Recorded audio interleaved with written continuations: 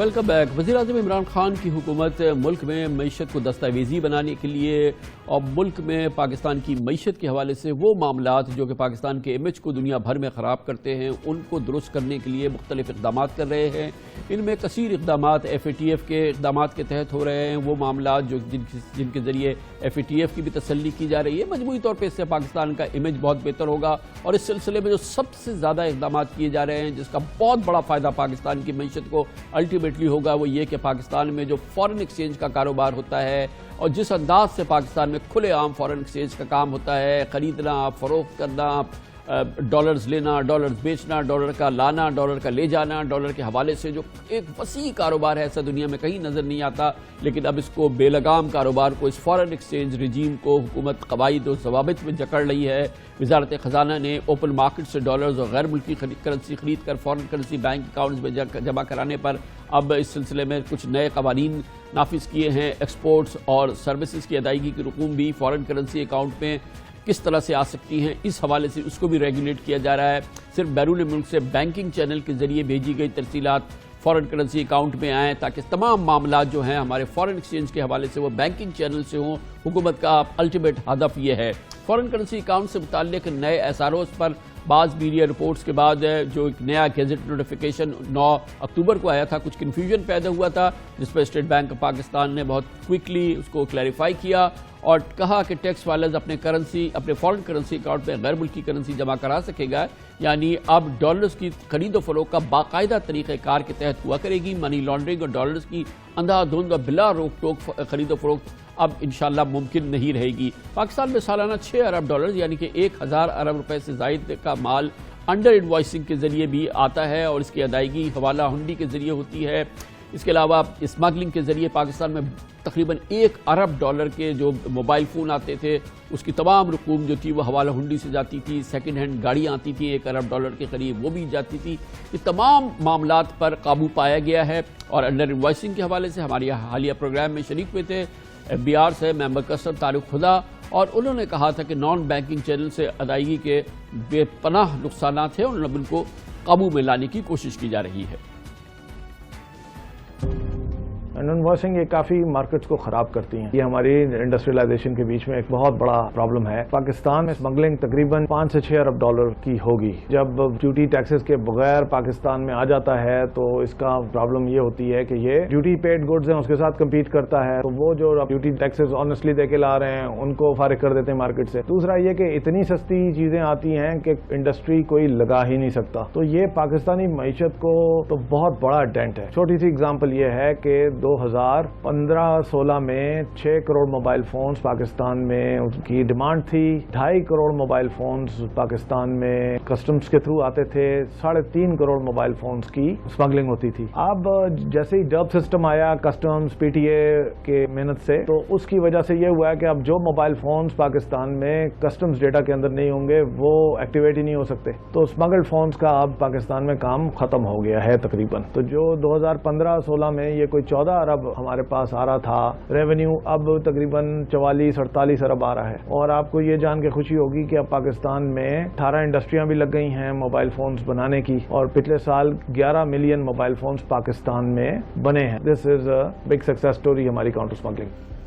Smuggling کے منظم دھندے کے ساتھ انفرادی سطح پر بھی حوالہ ہنڈی کی بے کنی کی جا رہی ہے، جس کے نتیجے میں مسلسل 4 مہینوں سے پاکستان میں جو بیرون ملک سے جو ریمیٹنسز ہمارے آتے ہیں، جو پاکستانی بھیجتے ہیں، وہ 2 ارب ڈالر سے تجاوز کر چکے ہیں، اور ہر ماہ اس میں ایک نیا ریکارڈ بن رہا ہے۔ یہ بہت امپورٹنٹ، بہت اچھے فگرز جو سامنے آئے ہیں۔ پچھلے مہینے سمندر باہر پاکستانیوں نے 2 ارب 30 کروڑ ڈالرز کی ترسیلات بھیجی، جو پچھلے سال کے مقابلے میں 31% زیادہ ہیں، اور اس کی بنیادی وجہ یہی ہے کہ رقوم کی ترسیل میں بینکنگ چینلز کا استعمال ہو رہا ہے، بینکنگ چینل سے پیسے آ رہے ہیں۔ گورنر اسٹیٹ بینک ڈاکٹر رضا باقر کا کہنا ہے کہ زر مبادلہ کے ذخائر میں استحکام میں یہ جو ہمارے ریمیٹنسز آ رہے ہیں اس کا ایک بڑا حصہ ہے، کیونکہ ہم دیکھ رہے ہیں کہ نہ صرف یہ کہ ہمارے زر مبادلہ کے ذخائر بہتر ہو رہے ہیں، روپے کی قدر مسلسل ڈالر کے مقابلے میں مضبوط ہو رہی ہے۔ اگر آپ پچھلا فسکل ایئر دیکھیں تو جو ہم نے ریزروز جو شروع کیے تھے 7.2 یا 7.3 بلین پہ، اس سال ہم نے ختم کیا تقریباً 12.2 بلین ریزروز، اور یہ 5 بلین رفلی جو اضافہ ہوا ہمارے ریزروز میں، یہ ایک ہائی کوالٹی اضافہ ہوا، اس سے ہمارے بفرز بڑھے، اور آج کا جو رفلی جو ہمارے ریزروز کا لیول ہے 12.8 بلین، اس رینج میں جو ہے یہ تقریباً 3 مہینے کی امپورٹس کے برابر ہے، جس کو ایک بینچ مارک سمجھا جاتا ہے یہ اپنی ایکسٹرنل پوزیشن کو برقرار رکھنے کے لیے۔ کووڈ کے باوجود ہم نے اپنے بفرز کو بچایا، اپنے ریزروز کو بچایا، اور ایکسٹرنل پوائنٹ آف ویو سے آج ہماری حالت بہتر ہے کمپیئر ٹو کہ جب ہم نے یہ فسکل ایئر شروع کیا۔ ایک بہت اچھی ڈیولپمنٹ جو حالیہ دنوں میں ہوئی وہ روشن ڈیجیٹل اکاؤنٹس ہیں جو حکومت نے متعارف کرائے، اور اس کے ذریعے اوورسیز پاکستانیوں کے لیے پاکستانی بینکوں میں فارن ایکسچینج میں سرمایہ کاری میں منافع اور فوری تفصیلات اور بلوں کی ادائیگی، اسٹاک مارکیٹ میں کاروبار وغیرہ کی ایک نئی ونڈو کھولی۔ نیا پاکستان سرٹیفکیٹ کے ذریعے 7% تک ڈالرز میں منافع کے دروازے بھی کھولے ہیں، اور دوسری جانب حکومت ڈالرز کی غیر قانونی خرید و فروخت پر پابندی لگا کے حوالہ ہنڈی اور اسمگلنگ کے چور دروازے بھی بند کر رہی ہے۔ مجموعی طور پر یہ پاکستان کے لیے بہت مستحکم صورتحال ہے، اس پہ بات کرتے ہیں۔ ہمیں آج جوائن کریں گے جناب Muhammad Sohail, chief executive officer top line securities. بہت بہت شکریہ سہیل صاحب۔ یہ جو اتنا فوریکس رجیم کو ہم بہتر کر رہے ہیں، الٹیمیٹلی تو اس کو بہت ہمارا فائدہ ہوگا، پھر امیج کا بھی فائدہ ہوگا، پھر ڈاکیومنٹیشن کے لیے بھی بڑا کرٹیکل ہے یہ تمام معاملات۔ کامران بھائی بالکل صحیح کہا، کیونکہ پاکستان ایک واحد ملک ہوگا جہاں پہ فارن کرنسی اکاؤنٹ کھولنا اور اس کی موومنٹ بہت زیادہ لبرل تھی۔ بہت سارے ہمارے ریجنل ممالک میں فارن کرنسی اکاؤنٹ آپ کھول ہی نہیں سکتے، تو پاکستان میں جو 1992 کا یہ ایکٹ آیا تھا اس میں اوور دا ایئرس چینجز تو آئی ہیں، مگر اس میں ان لمیٹڈ اماؤنٹ آپ ہولڈ کر سکتے تھے، سیل کر سکتے ہیں اور ٹرانسفر کر سکتے ہیں، اور اس میں امیونٹی ہے، نہ ٹیکس والا پوچھ سکتا ہے، نہ آپ سے سورس آف انکم پوچھی جا سکتی ہے، نہ ویلتھ ٹیکس لگے گا، نہ انکم ٹیکس لگے گا۔ تو یہ جو آپ نے فرمایا، جیسا کہ یہ ہمارا قانون تھا کہ نہ آپ سے کوئی پوچھے گا نہ کچھ کرے گا، اور گلی گلی ڈالر خریدنے بیچنے کی دکانیں بن گئی، یہ دنیا میں ویسے تو کہیں نظر نہیں ہے۔ پاکستان میں ہے، دوسرے ملکوں میں اگر آپ جائیں تو جو ٹورسٹ پلیسز ہوتے ہیں وہاں پہ ایکسچینج کمپنیز ہوتی ہیں، وہاں پہ شاپس ہوتی ہیں، ورنہ کہیں نہیں ہوتا۔ تو یہ بہت سکسیسفل بزنس ماڈل تھا۔ اچھا، ہماری حکومتوں نے اوور دا ایئرس اس کو سیکھا بھی نہیں۔ 1998 میں اگر آپ کو یاد ہو، جتنا ڈالر حکومت کے پاس تھا اس سے کئی گنا زیادہ پبلک کے پاس تھا، اور اس کو فریز کر دیا گیا تھا۔ اس کے باوجود اوور دا ایئرز اس میں تبدیلی نہیں آئی ہے۔ البتہ یہ اب تبدیلی آ گئی ہے کہ آپ فارن کرنسی لانے کی لمٹ ہے، ٹیکس لگ گیا ہے، اور بہت ساری ریسٹرکشن ہیں، مگر ابھی بھی پاکستان بہت کم ممالک میں ہوگا جس میں فارن کرنسی اکاؤنٹ کی نہ صرف اجازت ہے، بلکہ جب آپ آؤٹ ورڈ ریمیٹنس کرتے ہیں اس میں بھی یہ نہیں پوچھا جاتا کہ آپ کس لیے کریں گے، جو دوسرے ممالک میں پوچھا جاتا ہے۔ تو میرے خیال میں یہ وقت آ گیا ہے نہ صرف ڈاکیومنٹیشن کے لیے، اور یہ جو منی لانڈرنگ کے جو مسئلے مسائل ہیں اس کے لیے ہمیں اس پہ سختی کرنی ہے۔ یہ دو چیزیں ہوئی ہیں، ایک تو یہ کووڈ سچویشن ہوئی جس نے اس کاروبار کو اپنی وجہ سے ہٹ کیا، دوسری یہ کہ پاکستان میں اقدامات ہو رہے ہیں FATF کے تحت، کچھ پہلے اقدامات ہوئے، اب لاز آ گئے ہیں جس میں منی لانڈرنگ ایک بہت بڑا جرم ہو گیا ہے۔ تو اس پورے ماحول کے اثرات بھی آلریڈی آنے شروع ہو گئے، آگے چل کے تو انشاءاللہ بہت اچھے آئیں گے، آلریڈی ہم دیکھ رہے ہیں۔ نہیں، یہ جس طرح فلائٹس کا جو سلسلہ بند ہوا ہے، تو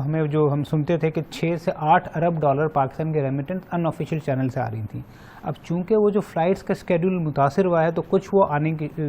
آفیشیلی سورس سے آ رہی ہیں، مگر وہاں بھی کامران بھی ہمارا رجیم بہت لبرل ہے۔ $10,000 کی لمٹ پاکستان جیسے ملک میں ایک ٹریولر کے بہت زیادہ ہے، وہ بھی پوچھی نہیں جاتی، نہ حلف نامہ لیا جاتا ہے۔ شبر صاحب جب آئے تھے تو جب حلف نامہ لینا شروع ہوا تھا تو بہت سارے لوگ ڈر گئے تھے اس سے۔ تو میرے خیال میں یہ جو رجیم ہے 1992 کی، جس کو امینڈ کیا گیا اوور دا ایئرز، اس کو ریویو کرنے کی ضرورت ہے، اور ہر جگہ چاہے وہ ایکسچینج کمپنیز ہوں، چاہے وہ فارن کرنسی اکاؤنٹ ہو۔ اور ہم نے دیکھا ہے ہمارے پڑوسی ملک میں وہاں پر فارن کرنسی اکاؤنٹ الاؤڈ نہیں ہے، مگر وہاں پر آؤٹ ورڈ ریمیٹنس کافی لبرل ہیں، یعنی اگر کسی کو میڈیکل، ایجوکیشن اور بھی کوئی انویسٹمنٹ کرنی ہو، آپ ثبوت دیں سینٹرل بینک کو، سینٹرل بینک آپ کے روپیہ اکاؤنٹ سے ٹرانسفر کر دے گا۔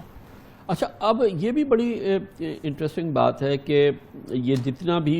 ہمارے فارن ایکسچینج کا لین دین ہے، یہ تو ایک اس کی کھلی آزادی ہے، اس کے ساتھ ہی اب ہم یہ دیکھ رہے ہیں کہ اس پر جو پابندیاں لگتی ہیں وہ بھی اس سے فائدے ہو رہے ہیں، مگر یہاں تو اس کی ضرورت یہ نہیں تھا کہ $1 بلین چاہیے تھا موبائل فون اسمگل کرنے والوں کو، $1 بلین چاہیے تھا سیکنڈ ہینڈ گاڑیاں لانے والوں کو، پھر پتہ نہیں کتنے $100 ملین چاہیے تھے جو سونا آتا ہے اس کے لیے بھی کبھی آفیشیل پیسہ یہاں سے نہیں گیا ہے۔ اب یہ تو سارا بچ رہا ہے نا یہ چیزیں تو اب، اور پھر انڈر انوائسنگ میں جو ہے وہ چاہیے ہوتا ہے تقریباً $700-800 ملین۔ یہ 3-4 بلین ڈالر کا تو ہمارے کھلے عام بالکل اوپر کا کاروبار ہوتا ہے ہنڈے والی کا. ابھی بھی جو آپ کے FE25 اکاؤنٹ ہے اس میں 7.25 بلین ڈالر پڑے ہیں، اور ایک اندازے کے مطابق 4 سے 5 بلین ڈالر یہ ڈکلیئرڈ یا انڈکلیئرڈ لوگوں کے گھروں میں پڑے ہوئے ہیں. تو میں نے جس طرح کہا نا کہ یہ 11-12 بلین ڈالر کی مارکیٹ کو اسٹیٹ بینک کو کنٹرول کرنا پڑے گا، چاہے وہ پیسہ ڈلوانے نکالنے کی سختی ہو یا لوگوں کے گھروں میں لاکرز میں ہو، اس پہ ریسٹرکشن رکھنی پڑیں گی. ویلتھ اسٹیٹمنٹ میں cash in hand, dollar in hand, prize bond in hand پہ لمٹ لگانی پڑے گی. تو آپ بالکل بجا کہہ رہے ہیں کہ یہ اسمگلنگ نہیں رکے گی جب تک ہم نے فارن کرنسی اکاؤنٹ پہ تو سختی کر دی کہ وہاں سے آپ ریمیٹنٹ آنا جانا اس پہ بینکر پوچھتا ہے، حلف نامہ لیتا ہے، انڈرٹیکنگ لیتا ہے، مگر اس کا کیا کہ جو لوگوں کے گھروں میں پڑے ہیں یا لوگوں کے لاکرز میں پڑے ہیں، ایسے اقدامات کرنے پڑیں گے کہ یہ پورا رجیم جو ہے نہ صرف ڈاکیومنٹ ہو بلکہ بہت اسٹرکٹ بھی ہو. اس میں ایک اور چیز جو اس سے ڈالر سے منسلک نہیں ہے، فارن ایکسچینج سے منسلک نہیں ہے، یہ جو ہمارے یہاں بانڈز کا کام ہوتا تھا، وہ جو 25 ہزار روپے کے بانڈ اور یہ سارے بڑی جو ڈینومینیشن کے بانڈز ہوتے تھے، اس پہ بھی ایک حد تک تو کچھ اس کو انڈر کنٹرول کیا گیا ہے. ہاں 40,000 کے بانڈ کامران بھائی بند کیے گئے ہیں، اور یہ پلان یہی تھا کہ 25,000 15,000 بھی ہوں گے، بٹ وہ سلسلہ رک گیا ہے. اب دیکھیں المیہ پاکستان میں کتنی حکومت میں ریزسٹنس ہوتی ہے یا لابیز ہوتی ہیں. ایک رجسٹرڈ پرائز بانڈ شروع کیے گئے جس کا ریٹرن بیئرر سے کم ہے، تو کیسے ہوگا؟ یہاں تو انسینٹیوائز کرنا پڑے گا، جو پنجاب حکومت نے یا شاید کسی پروونس کی حکومت نے پچھلے بجٹ میں کیا کہ اگر آپ نے ریسٹورینٹ میں کریڈٹ کارڈ جی ابھی ہم نے اس کا ذکر کیا ایک پروگرام ہے جی، تو یہ تو انسینٹیوائز کرنا پڑے گا. کوئی بیئرر بانڈ بیچ کر رجسٹرڈ بانڈ کیوں خریدے گا جب اس کو انسینٹیو ہی نہیں ہوگا؟ تو یہ بھی ایک ایلیمنٹ ہے. 5,000 کی نوٹ ایک ایلیمنٹ ہے، جس طرح میں نے کہا کیش ان ہینڈ جو ہے اس کی ہے. تو یہ documentation, FATF، money laundering, dollar account, اس سب پہ یہ وقت آ گیا ہے کہ سختی ہو، ورنہ پھر پاکستان کا امیج جو ہے وہ شاید اتنا زیادہ اچھا نہ رہے اگر یہ سختی نہیں ہوئی. تھینک یو سو مچ، بہت بہت شکریہ محمد سہیل صاحب ہمارے ساتھ موجود ہیں، chief executive officer top line securities commercial.